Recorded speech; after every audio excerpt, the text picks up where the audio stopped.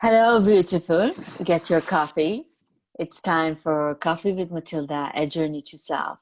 Today, with Salindran, Uplifting Humans, we're going to talk about courage. What is your relationship with courage? Before Salindran to introduce herself, I'm going to just give the definition of courage. Courage is the ability to do something that frightens one, bravery. Courage is the choice and willingness to control pain, danger, uncertainty, or intimidation. Now, Salindran? Thank you. Thank you for that great explanation, Matilda. I'm Cylindrin Buller, your host of Uplifting Humans, a podcast where we honor, empower, educate, and inspire the listener.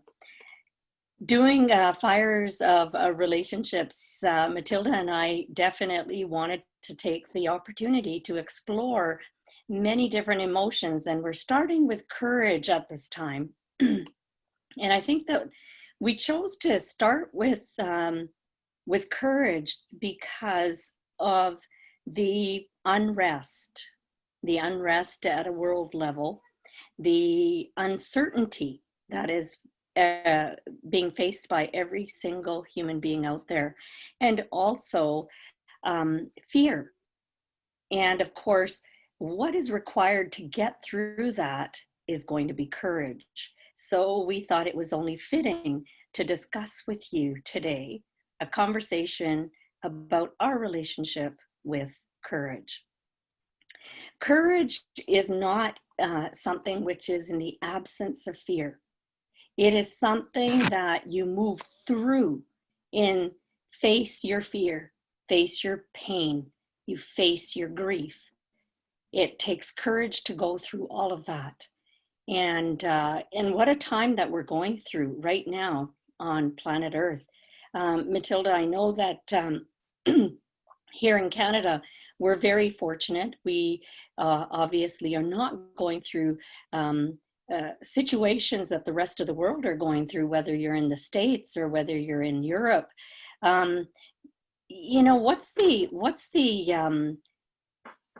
What's going on in your part of the world in regards to all the fear, all the racial tension, all the COVID, all of that? Because from there, we're able to really see who's really making the right decision, the right choices, and what is it taking to move through all of that?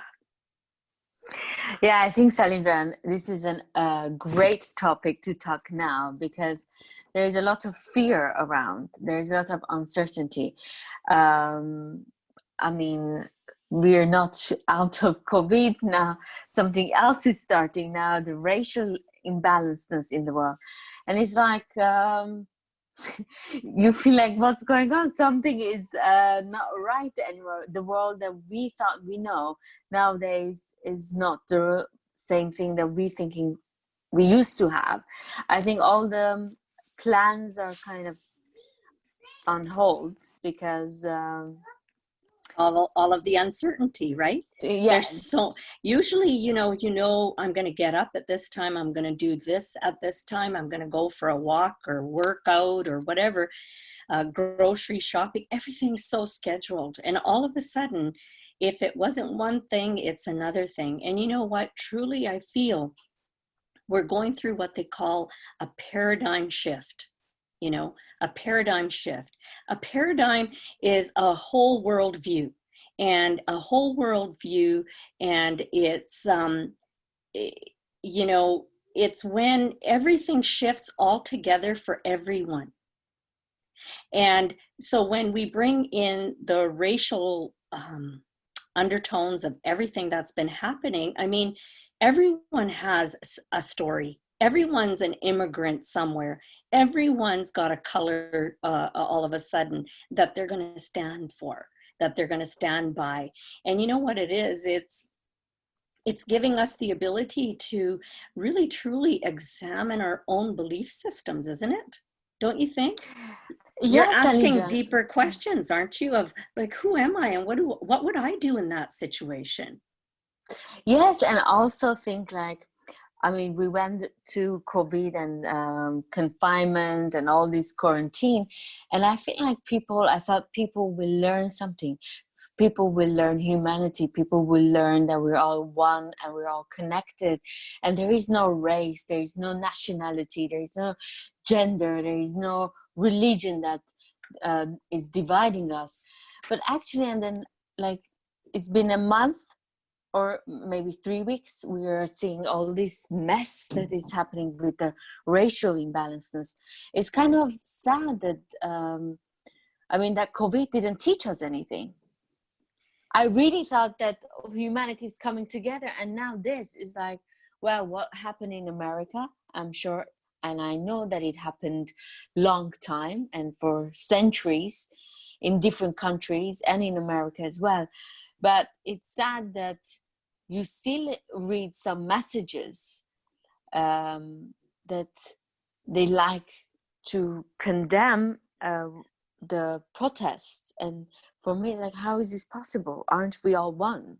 How can we operate the same way and say, oh, because your skin color is different, then you don't have certain rights? I mean, where are we?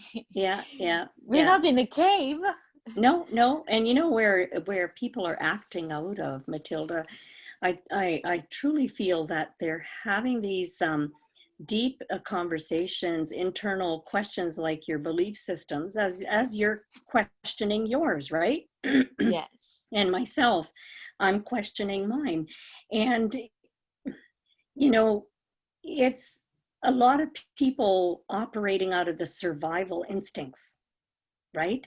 Because you have to have security. Yes, exactly. And they're acting out of survival, and survival instincts also are separating. They're not, you know, when you say, oh, what difference does it make? Why can't we? I've got a little one at the door. Isn't this cute? But yeah, you can hear her probably. But yeah, you know, people are acting out of fear. I mean, if you think about it, talk about disempowered people. Like when the officer took down that individual, so many people, so many loved ones were standing around. And what were they doing? Not one of them had the courage to say, enough, stop. Or they even went into full courage mode, which would have meant that they actually took an action. But they were so paralyzed and so frozen that they were not able to do that. And realistically, that's a disempowered group of individuals. And when they're disempowered, they're really looking after the interest of themselves, and they haven't been able to get to the point of courage, because courage allows you to step outside of yourself and look at the situation and the person as a part of yourself. You see? You know, Sandra, you're saying something very interesting. And some research I've done, and the people who've sacrificed their life or they've done very brave things in life for other people, they question, why did you do it? Like, you have a wife, you have kids at home, why did you do it? And not one of them said something different. They all said, because I knew if someone else was around, they would do the same thing. Somehow they had that trust and love towards humans that they would know that they would do the same thing for them. I think when love and trust in a society is not there, people don't have the courage as well to act when there is injustice. Don't you think so? Exactly. But even before you get to the love, because if you look at the hierarchy of different emotions, courage is just below love. But below courage is pride. And below pride is fear and anger, and it goes on and on. But in order to get to courage, you know, Matilda, you have to think, you know, you have to look at, you know, all the negative programming, all the triggers, all your trauma that you've been through, everyone's been through them, not just, one or two people, but everyone's been through all this trauma and negative programming. And what they have to do is they have to be courageous enough to put all the negative programming together aside, and then step forward in life with no guarantee, absolutely no guarantee that things will actually get better, but they're stepping forward anyway because of what they believe. And what they believe is that what they stand for. That's right. And that's right. But it has to come from within. And that's why, people who are courageous, they're admired. They are superhuman beings. Why? Because people know they can count on people like that. They know that these people, they have something about them. And they know that, in the face of fear, in the face of pain, in the face of grief, these are the individuals that will navigate the ship. And all they have to do is ride their coattails, because they know it's the human being truly can be contagious. When you cry, Matilda, when you cry, when you see a person crying, whether you know them or not, do you not connect with them? Do you not, not even knowing them, you will start to cry? It's like when you yawn, if I see you yawn, I will yawn. That proof that we're one, right? Same thing with courage. If one person steps up, puts his individual self aside and says, enough, it stops here, this is not going to happen. It takes great courage. But I'll tell you, if that one person does that, and the many see that, they will step up. And that is how we have a paradigm shift. That is how the whole world view, the whole level of understanding and consciousness of the planet will change.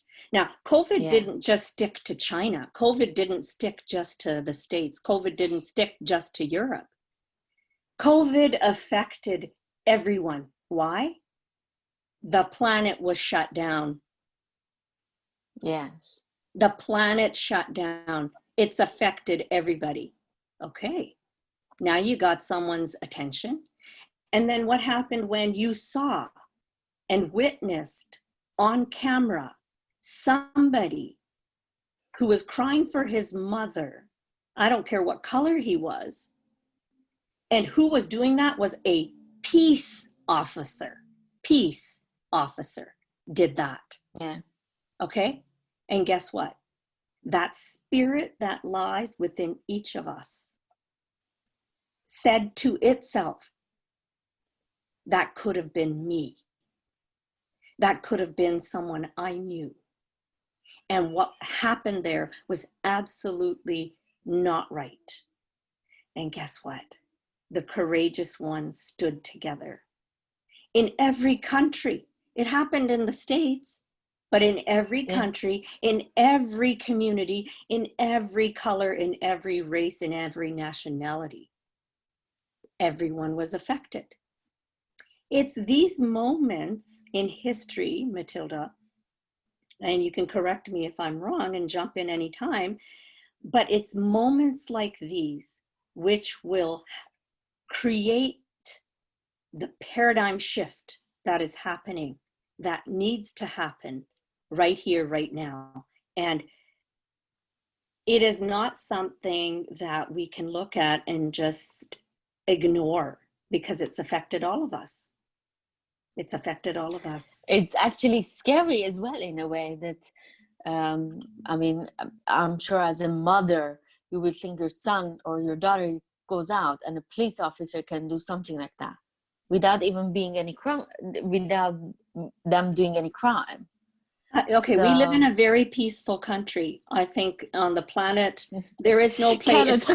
Canada, right? Everybody looks at Canada as the place, right? Because you're all welcome with open arms. And Yes. I can share my own journey and where I am today.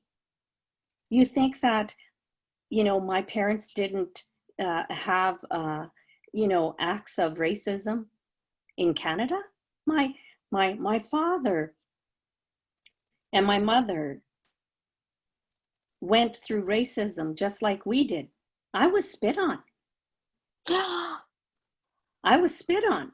I'm, I mean, I'm, you imagine being in grade 3 or 4 in Canada and you don't understand. Why did I just get spit on? You imagine having to live that. But then, I can go a step further. As you know, my son is an international traveler, but Mm-hmm. he travels to the States on a regular basis. And he had to go ahead and he would have to dress accordingly because he knew he was going to be randomly selected for deeper scrutiny and security at all airports in the States because of his name. Because of his name. They didn't even see his color yet. Okay? And Right. so you look at myself, I could be bitter, I could be angry, I could be frustrated, I could be paralyzed. I could be, yes, ma'am, yes, sir. I could have been one of them. I could have. But I took what my experiences were and I moved through life and I became courageous. And when I was pushed, I would push back. And if I I like that. was, I want that. you see, you see, and you do not know because people do not understand. People do not understand. Everyone has to have this process of evolution. And when you see that you've been through what you've been through and you see an act of someone else towards someone else, in other words, if I saw immigrants coming into the country and someone was pointing fingers and laughing at them or saying something, I would be the first person to say, who are you? Who are you to say that? Because I have the courage inside of me now. I lived that. But I chose to stand by and for all the ones that came after. And my son, same thing. Same thing. He said, it is a system, and I will go along with this system, but it is not the right system. Yeah. You see? So I am very, very sad that this individual went through something, but when I look at it deeper, everyone's been through something. And I look at it in a broader viewpoint, and I say that humanity is coming closer. Humanity is now looking after one another. I will look after my neighbor. I will look after I have always looked after my neighbor, but because we've gone through COVID, I made a special effort to pick up the phone and say, hey, how are you? Just checking in. I want to let you know that I care enough to say hello.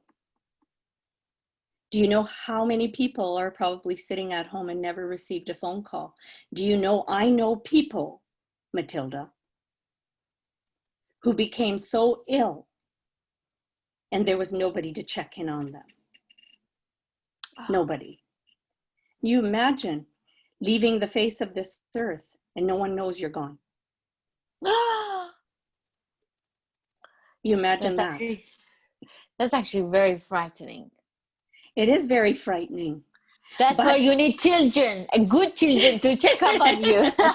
but well, and good friends and good Yes. neighbors and good human beings that understand that we, Understand love. yes, that Love. we need to stand. And so, you know, what we're going through, you know, and what we're going to be discussing in the next few episodes are the different emotions that we all go through. And so we started with courage. We started with courage on purpose, on purpose, because we are going to be courageous enough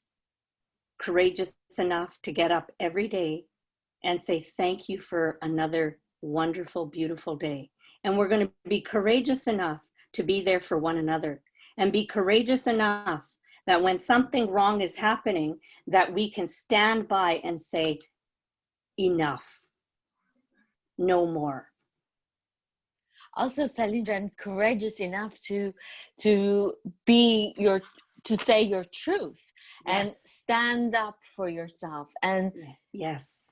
share who you are in the world. I think that's very important as well, to share Yes. the truth about yourself and That's right. your ideas and visions. I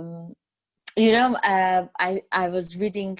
I always read. I love Taoism. I've been fascinated about it for a couple of years, Yes. and I was reading about the courage and how they talk about courage, and it was interesting. They say having love makes a person courageous, and love is powerful. Courage is higher when one has depth to their love. And this is what fascinated me, this sentence. Being deeply loved by someone gives you strength, while loving someone deeply gives you courage. So I hope That's the right. listeners will listen, that if you start loving yourself deeply, you will have the courage. We're coming back to the first episode we started, self-mastery. If we That's really right. love ourselves, we will have the courage to speak our truth and live the life by our own rules and regulations, with our own colors, not what society is dictating or what the majority wants from us. Well, and don't forget, you know, courage actually gives you, increases your self-respect. And when it Mm-hmm. increases your self-respect, it also allows one to go ahead and respect others as well. You give Exactly. respect, you get respect. Courage actually is about respect, right? Um, and at the level of courage, obviously, there's a balance between giving and receiving. And what did we discuss before? You can only ever give what you have. You can only give what you have. So if you don't Exactly. have it, then how could you give it, right? So if you're courageous enough and you're courageous enough to support and look after yourself, you're able to help others. It brings you into better balance. And when we look at fear and we examine it closely, we just examine it, you acknowledge it, and then what you do is you just go ahead and you let it go. All of a sudden, it increases your self-esteem, your self-worth. And so, yes, you're able to go ahead um, without any shame or guilt. You can say, I was wrong here. I was wrong here.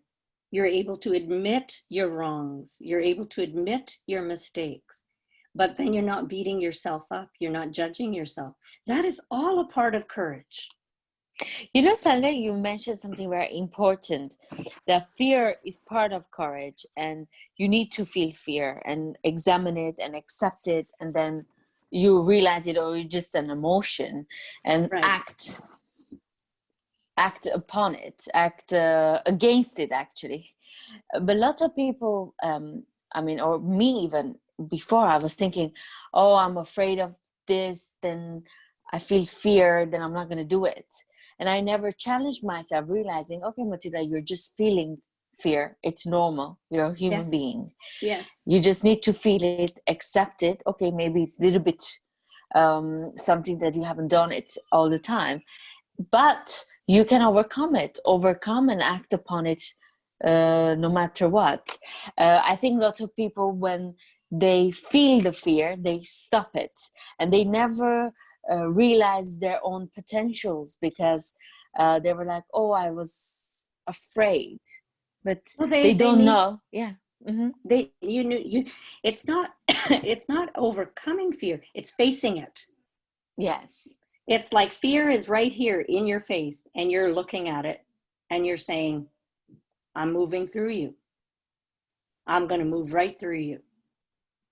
It's not Kind like of. there's no fear. Yeah. You're going to walk right through fear. You're going to, there's pain. You, for instance, Yeah. once you get here, there's going to be lots of pain. There's going to be lots of pushback. And what you're going to do is you're going to walk right through it. You're going to end up, you're going to walk right through it. That's courage. And that is why courage is a characteristic of some of the greatest people. Yeah. We admire courageous people. The ones that you know that you can always turn to, they will always have your back because they will always stand firm. They stand firm in who they are and what they stand for. And it doesn't matter, doesn't matter about the fear, the pain, the grief. No.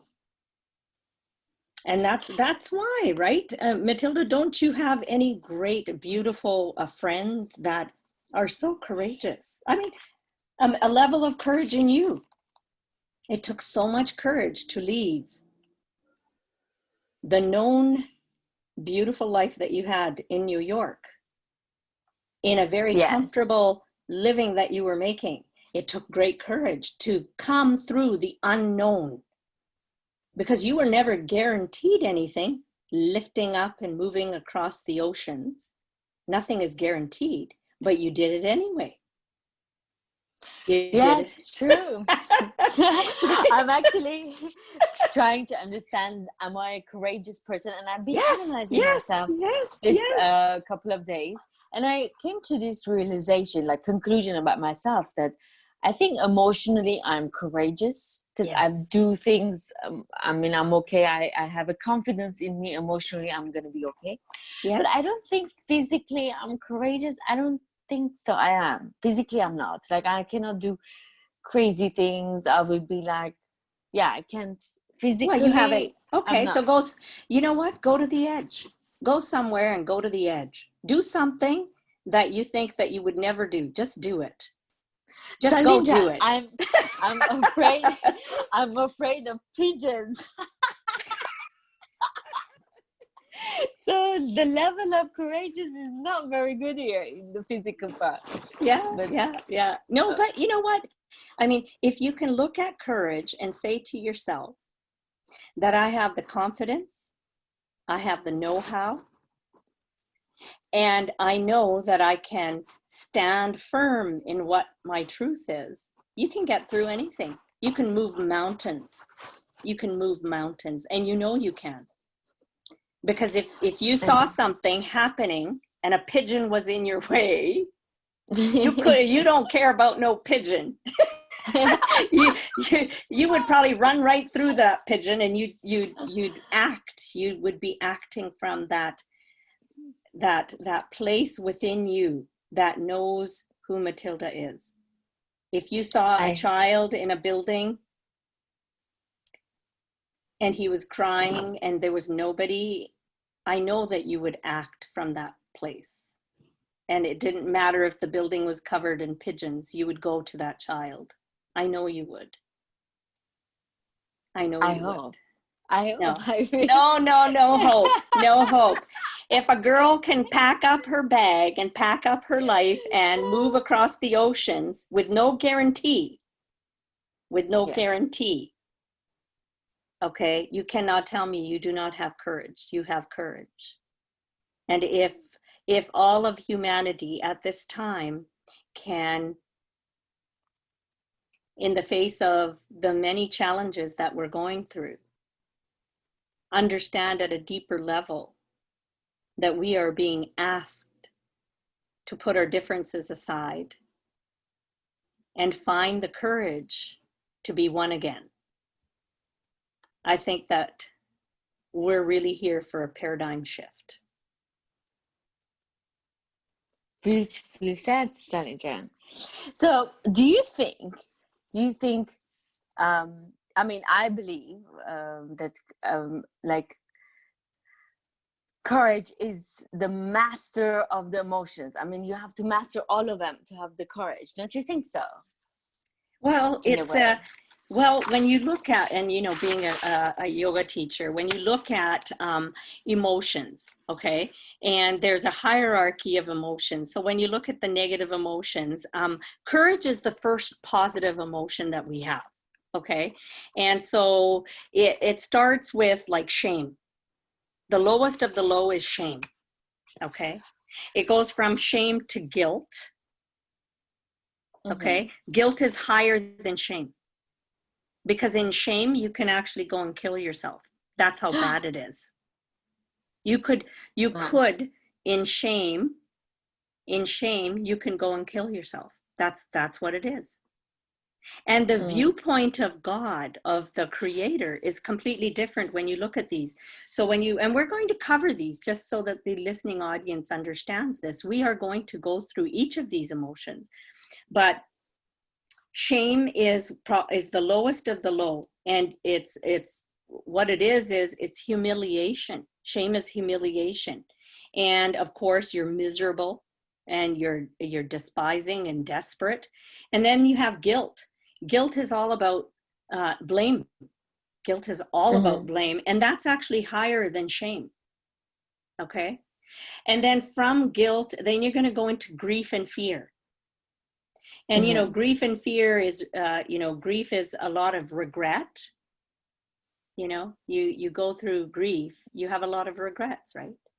And fear Mm-hmm. is really anxiety. You're going through a lot of anxiety because you don't know what's coming. You don't know. And that's like a huge fear. It's frightening, right? And then after that is desire. Now you would, some will, at this point, once you get through this, someone will say, well, desire is a good thing.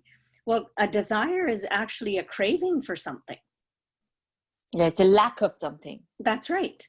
And so it's not really positive, it is negative. And from there, we're going to go into anger.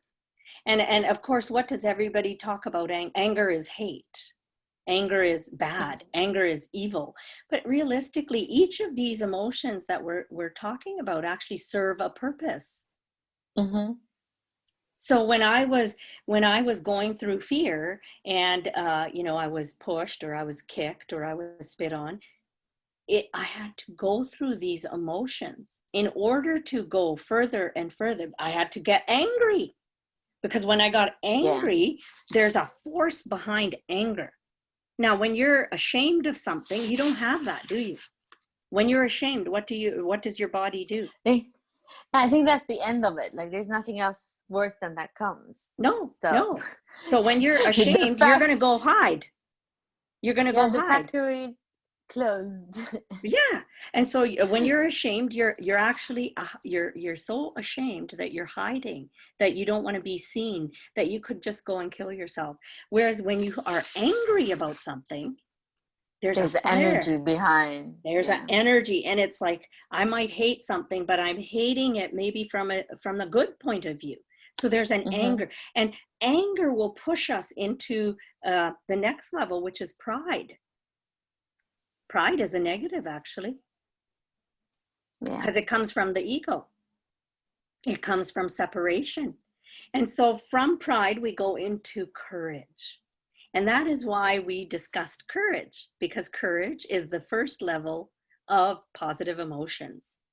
Because with Oh, yeah. courage, you have mastered all of the shame, the guilt, the grief, the fear, the anger, the pride. You've done all that. And now you've become a master of all. You've become a master of all of that. It allowed you to become courageous. You stand firm in who you are, and you're going to live and speak your truth.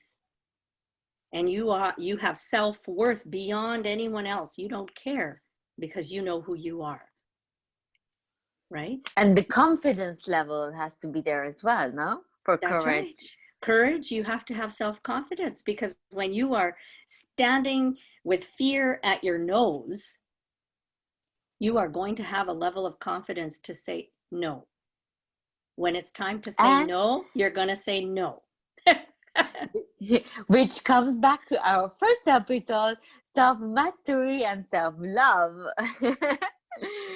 Everything comes back to that, Salindra, and it's amazing. Yes. And so, my dear friends that are out there listening, as much as we're going through this incredible time in history, this incredible time of history is really to teach us to come from a place of unity, to stand by one another, not to think of yourself and only yourself. It's to think of each of us as a part of oneself. And so we have come from a place of survival, and moving forward, we will not be moving into survival. We're moving out of survival. And it's beautifully orchestrated.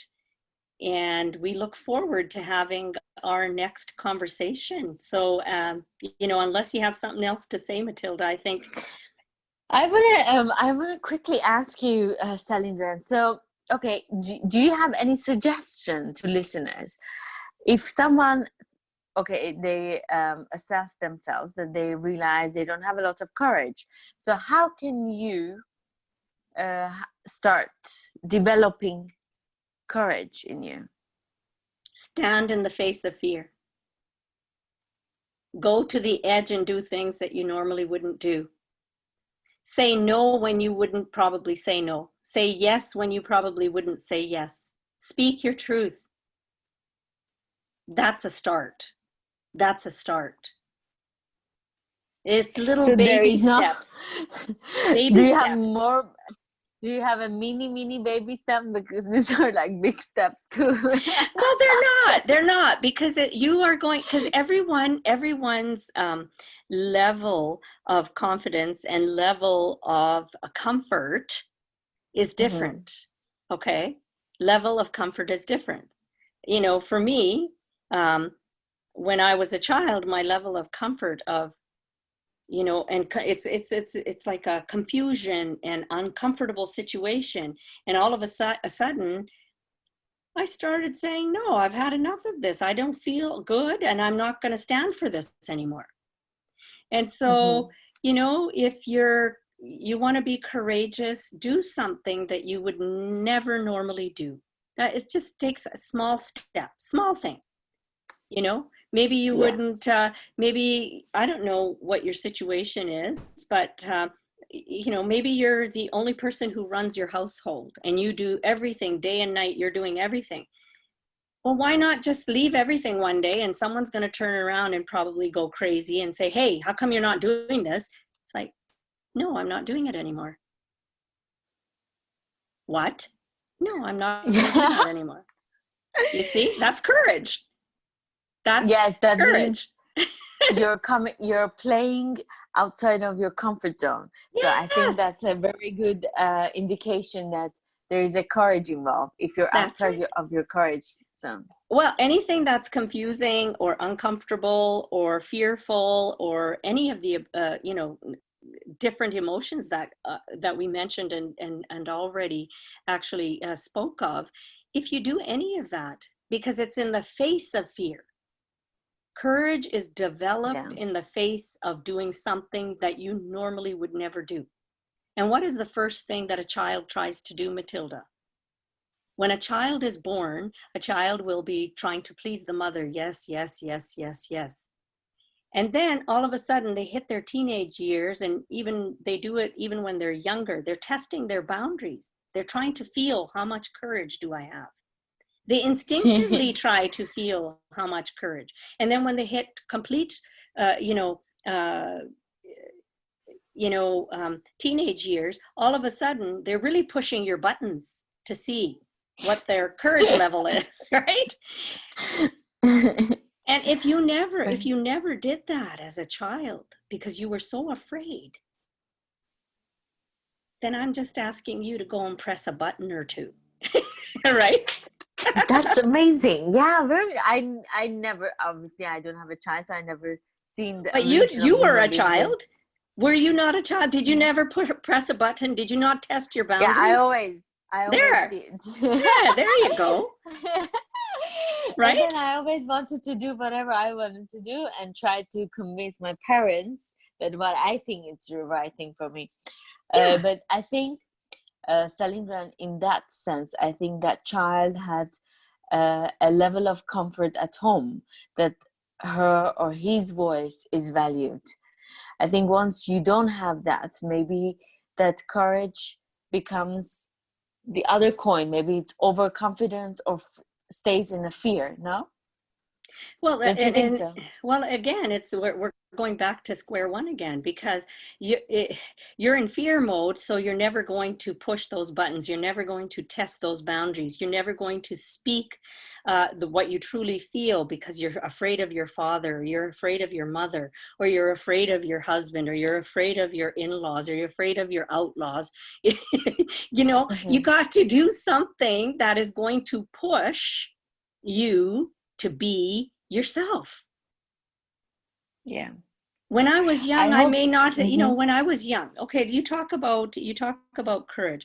When I was young, my very first thing when I got pushed down walking home from school as a little girl, first I was all confused. Why did that person push me? Why did they push me? But then I thought, oh, that's okay because the person, ran away and I went home. Few weeks go by and the same person spits on me, you see. And so now I'm like, oh my God, this person spit on me. But still, it was confusing. Now what do I do? Because I was not a very aggressive person. I was not a very confident person. I was raised to be a very you take the orders, that it was kind of my upbringing because that's, we had lots of love and all of that, but you never questioned anything because you were very sheltered and taken care of. So then when the second time it happened, I was by myself and the girls, there was 3 or 4 girls. I was in grade like 3 or 4, but they were in like probably 17 or 18. Now it's a little girl looking at these big girls and thinking, now I can't do anything. I'm helpless. You see? So Yeah. I'm still building confidence. Now I'm 17 and someone tries to do that to me.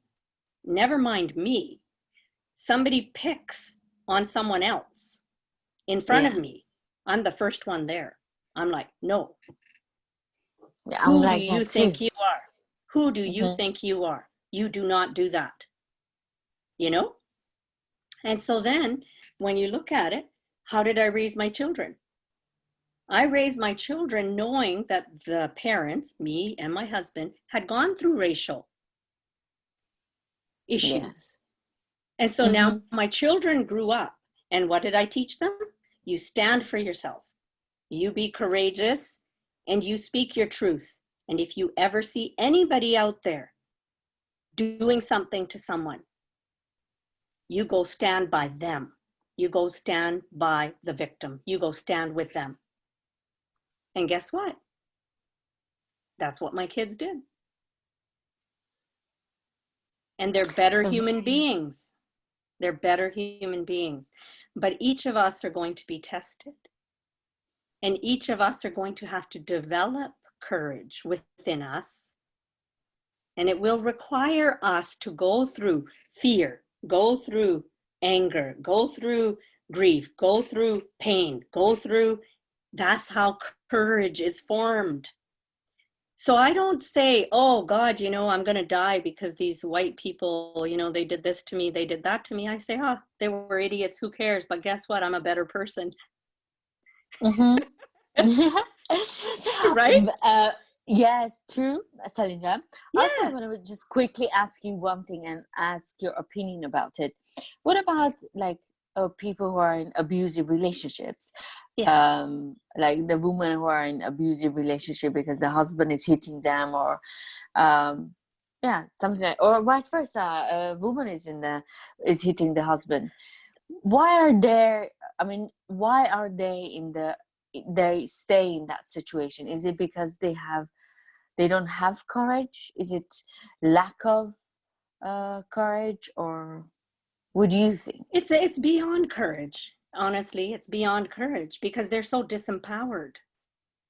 Yeah. Courage is that you're in your full power, your full confidence, Mm. your full understanding, because you know whether it's hell, whether it's high water, whether it's bullets flying by your head, you're going to stand. Okay.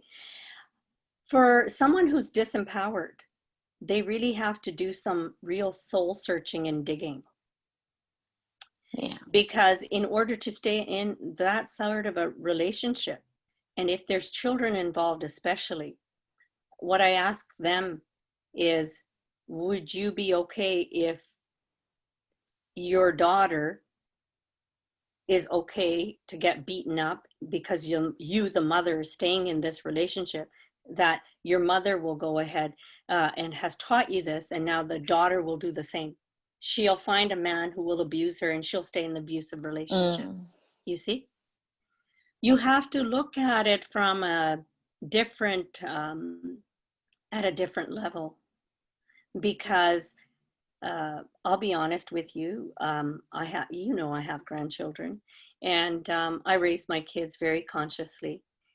But if you know how you have young children, sometimes people get frustrated, right? They get, they're Mm-hmm. a little short on patience sometimes. And if the tone of the voice is even off, I will turn around and I will look at my son, and I will say, "You will not speak to her that way." Because one day she's going to find a man who's going to speak to her that way, and she's going to think it's okay. You Yeah. see? Mm. So there's a lot of things you have to explore. Um, and it's not a easy fix when it's abusive relationship, because you need to know more information. But I can tell you one thing: no human being on the face of the earth has the right to abuse another human being physically, mentally, or emotionally. No Yeah. one has that right. And sometimes